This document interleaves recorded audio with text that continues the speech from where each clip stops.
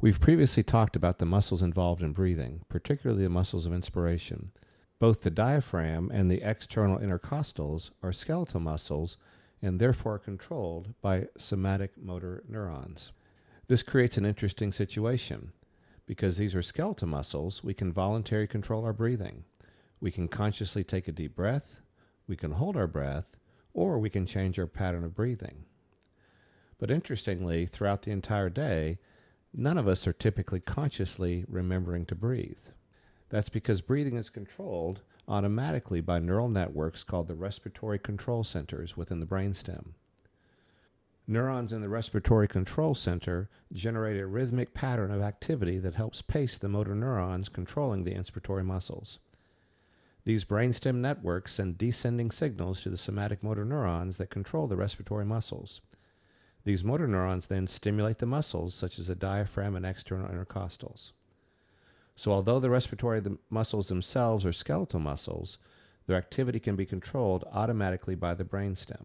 The rate and depth of breathing are continuously adjusted according to the needs of the body. One of the major ways the nervous system determines how much ventilation we need is through chemoreceptors. There are two broad chemoreceptors that are important for the regulation of ventilation: peripheral chemoreceptors and central chemoreceptors. The peripheral chemoreceptors are located primarily in the carotid bodies near the bifurcation of the carotid artery, as well as in the aortic bodies near the aortic arch. The second group, the central chemoreceptors, is located within the brainstem. These chemoreceptors monitor the chemical environment and provide information to the respiratory control centers, which then adjust ventilation. Peripheral chemoreceptors respond to three particularly important changes: a decrease in arterial oxygen, an increase in arterial carbon dioxide, and a decrease in arterial pH. This response to pH is particularly important because the peripheral chemoreceptors can respond directly to changes in pH of the blood. For example, during strenuous exercise, lactic acid production can contribute to a decrease in arterial pH. The resulting increase in hydrogen ion concentration stimulates the peripheral chemoreceptors and helps increase ventilation. The central chemoreceptors are different. They are not strongly stimulated by these hydrogen ions in the blood because hydrogen ions do not readily cross the blood-brain barrier. Carbon dioxide, however, crosses the blood-brain barrier very easily. Once carbon dioxide enters the cerebrospinal fluid, it reacts with water and ultimately produces hydrogen ions and bicarbonate through the actions of carbonic anhydrase. The increased hydrogen ion concentration lowers the pH around the central chemoreceptors, and it's in this change in pH that stimulates these chemosensitive pathways. So this gives us an important distinction between these two chemoreceptors. A decrease in blood pH, such as that which can occur with lactic acid production, can directly stimulate the peripheral chemoreceptors. They do not, however, stimulate the central chemoreceptors. Carbon dioxide, on the other hand, can cross into the brain and directly stimulate the central chemoreceptors by lowering the pH of the fluid around them. When either the central or peripheral chemoreceptor activity indicates that ventilation needs to increase, the respiratory control centers increase the respiratory drive to breathe. This can increase both depth and frequency of ventilation. The total volume of air moved into and out of the respiratory system each minute is called minute ventilation. Minute ventilation equals the tidal volume of each breath multiplied by the number of breaths taken. This graph plots the minute ventilation against arterial PCO2 to show how ventilation responds to carbon dioxide. On this graph, we begin with a normal arterial PCO2 of approximately 40 millimeters of mercury. Notice that as the PCO2 increases, minute ventilation increases substantially. This is an important physiologic relationship. Under normal conditions, relatively small increases in arterial carbon dioxide provide a strong stimulus to increase ventilation. Increasing ventilation then allows us to eliminate more carbon dioxide through the lungs, helping bring arterial PCO2 back toward its normal level. Now compare that with oxygen. A normal PO2 is around 100 millimeters of mercury. As PO2 begins to fall modestly, there's relatively little increase in minute ventilation.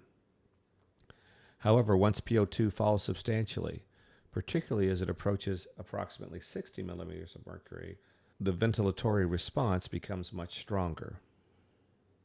This response is mediated primarily by the peripheral chemoreceptors. So under normal circumstances, carbon dioxide is the more important moment-to-moment chemical regulator of ventilation.